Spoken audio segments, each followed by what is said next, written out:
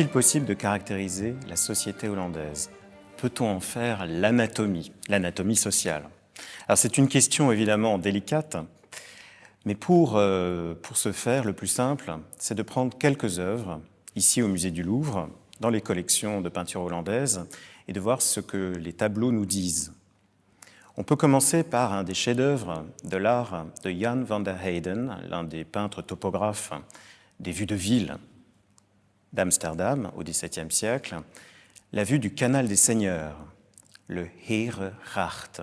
C'est un tableau de la deuxième moitié du XVIIe siècle qui montre de splendides demeures patriciennes le long donc de ce canal au cœur de la ville, canal qui existe encore à Amsterdam bien sûr. On y voit en fait des palais urbains, une architecture raffinée. Mais par-delà cette introduction au monde de la richesse, de la réussite sociale, au monde cossu des patriciens hollandais, les régents, l'élite politique, les grands marchands d'Amsterdam, peut-on imaginer les coulisses sociales?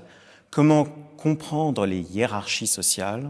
Peut-on reconstituer la généalogie des privilèges? Alors la grande difficulté pour un historien de l'art ou un historien français, c'est de ne pas concevoir la société hollandaise comme une espèce d'avant-courrier, de précurseur de la société d'Ancien Régime telle qu'elle existait juste avant la Révolution française. Autrement dit, une société avec des ordres, le clergé, la noblesse, puis le tiers-état. En particulier, le clergé a disparu à la fin du XVIe siècle. Dès les années 1570, au moment de la révolte contre l'Espagne des rois, contre l'Espagne des Habsbourg, le clergé disparaît. C'est d'ailleurs ce qui explique qu'au XVIIe siècle, il n'y a pas de commande aux artistes, aux peintres en particulier, pour décorer les grandes églises en Hollande. Ça, c'est un point important. C'est en fonction de la place ou de la non-place de l'Église, entre guillemets, dans la société, en clair avec la disparition de la hiérarchie du clergé catholique et des richesses qui sont attachées au fonctionnement de ce système hiérarchique catholique, le protestantisme et la frugalité des ministres, la frugalité plus ou moins relative d'ailleurs, des ministres du culte réformé, a paradoxalement permis l'épanouissement d'un véritable marché de l'art. Un marché de l'art pictural aux Pays-Bas au XVIIe siècle qui est tout à fait flagrant.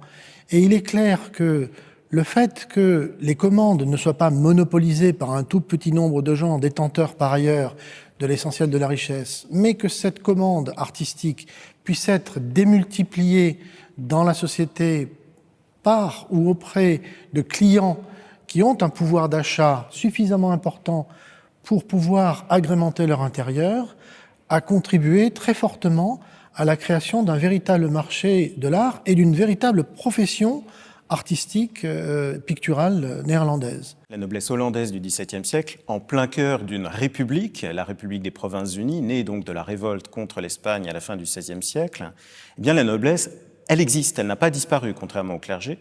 Simplement, d'une certaine manière, elle est mise en extinction, en réduction. Petit à petit, l'idée, c'est qu'elle va s'éteindre. Ce qu'on observe, en réalité, c'est un phénomène de concentration par mariage. Mais comme il n'y a plus de roi pour anoblir tel ou tel, eh bien, elle se réduit numériquement petit à petit.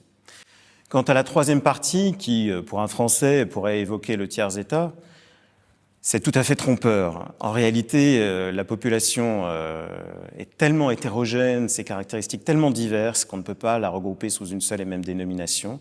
Et l'éventail social qui est en cause est beaucoup trop riche, beaucoup trop ouvert pour simplement parler d'un tiers-état hollandais. Ce serait vraiment anachronique et tout à fait inexact.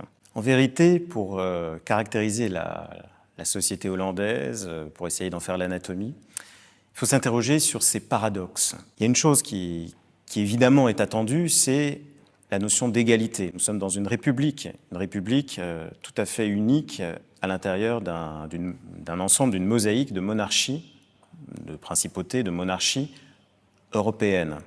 Et pourtant, cette société républicaine est traversée par des hiérarchies. et la répartition des richesses, des fortunes est totalement inégalitaire. C'est une société entrepreneuriale avec la Compagnie des Indes, avec cet idéal de l'action qui permet de s'enrichir. Et au même moment, c'est une société où la noblesse est omniprésente et où même il y a une cour installée, officielle, à La Haye avec les princes d'Orange. C'est la cour du Statuder, ce général, ce chef militaire, ce prince de la maison d'Orange qui a hérité donc du titre, de la fortune et de l'influence politique, de la position politique du père de la patrie, Guillaume d'Orange, qui à la fin du XVIe siècle avait mené la révolte et qui est à l'origine donc du pays lui-même. Le tableau de Van Dyck montrant les princes palatins a été peint en Angleterre, mais les princes qui sont sur ce tableau ont séjourné à la cour de La Haye. Et leur simple présence sous le pinceau de Van Dyck, pourrait-on dire, est un moyen pour nous de rappeler l'importance de la cour de La Haye. Je dirais que pour caractériser la société néerlandaise au XVIIe siècle, il faut parler du mérite. Le mérite s'acquiert de deux manières, par le fait de faire fructifier un capital qui souvent au départ est extrêmement maigre, et puis par ailleurs c'est de s'illustrer militairement et surtout maritimement dans la défense d'abord et ensuite dans la conquête aussi bien de flottes adverses, de trésors et de colonies. Je dirais que le principal moyen pour un jeune néerlandais au XVIIe siècle de s'établir, c'est de démarrer comme Piet Hein, comme simple mousse, sur un bateau qui peut être un bateau de guerre, mais redevenir le lendemain un bateau de commerce.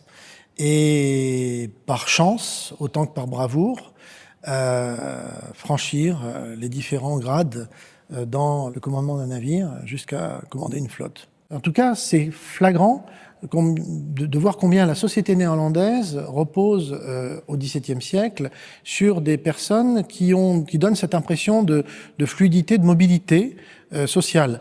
Maintenant, encore une fois, la mobilité sociale n'explique pas toute la société néerlandaise, parce que tout au long du XVIIe siècle, il va demeurer une catégorie importante de gens qui ne resteront que j'allais dire, en périphérie de la société dirigeante. L'idéal d'égalité républicaine est battu en brèche en permanence en Hollande par la mise en œuvre d'exclusion.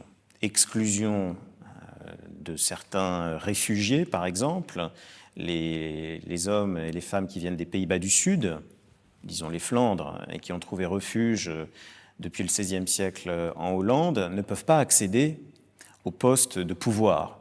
C'est la même chose pour les catholiques pris au sens large, ou pour certains groupes protestants comme les luthériens ou les ménonites. Bien sûr, les juifs, ils sont accueillis, mais ils ne peuvent pas devenir partie prenante des élites politiques de la République hollandaise. Les autres grands exclus, les autres grandes exclues, ce sont les femmes. Bien sûr, des postes de pouvoir, mais aussi de toute possibilité d'action dans la société, autre que de représentation dans les sphères sociales élevées. Et si l'on prend un tableau aussi célèbre que la Bohémienne de Frans Hals, cela vaut la peine de s'arrêter un instant et de se demander qu'est-ce que cela représente. Alors, on sait que ce n'est pas une bohémienne parce que le titre est postérieur, c'est sans doute un titre donné au XIXe siècle. Donc ce n'est pas une fille, une gitane, c'est en fait une courtisane. En réalité, Frans Hals, qui est donc l'un des grands peintres de la liberté hollandaise, on pourrait dire, il montre un personnage des marges, un personnage qui, a priori, n'a pas droit de citer et encore moins d'être peint. C'est un tableau qui introduit assez directement aux questions de mobilité sociale. Est-ce que les Hollandais avaient la possibilité de traverser le mur, non seulement des élites, mais simplement du rang, du statut? Est-ce qu'on pouvait bouger? Ou alors est-ce que la viscosité des strates sociales était telle que le destin était de l'ordre de la fatalité? Eh bien, ce qu'on observe dans la République des Provinces-Unies, c'est en vérité une possibilité, évidemment encadrée, de mouvement social. À tel point que les Hollandais en étaient conscients et jouaient avec la chose, et cela s'observe dans certains tableaux et de manière générale à travers les représentations des costumes. Les tableaux hollandais sont truffés de représentations de domestiques, en particulier de servantes. Eh bien, ces servantes, très souvent, quand elles sortaient de la demeure du maître, elles s'habillaient comme leurs maîtresses, comme, non pas leurs égaux, mais leurs supérieurs, selon la stratification sociale du temps. Donc, superbe manteau, mouche, c'est-à-dire point de beauté artificielle, un peu comme du maquillage pour se faire belle, mais d'habitude réservé aux dames, et puis des coiffes, des chaussures, qui ne correspondaient pas du tout à leur statut.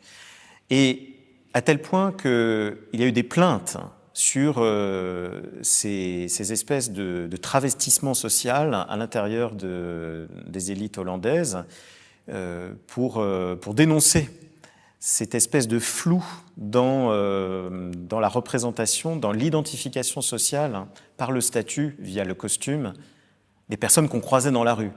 Et ça, c'est tout à fait paradoxal et, à ma connaissance, unique dans l'Europe du temps, cette possibilité qu'avaient les Hollandais de jouer avec les costumes et en fait avec les codes sociaux.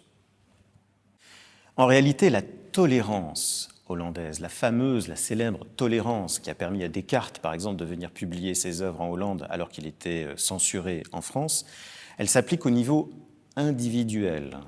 Donc il ne faut pas concevoir une tolérance globale, tous azimuts, indiscriminée.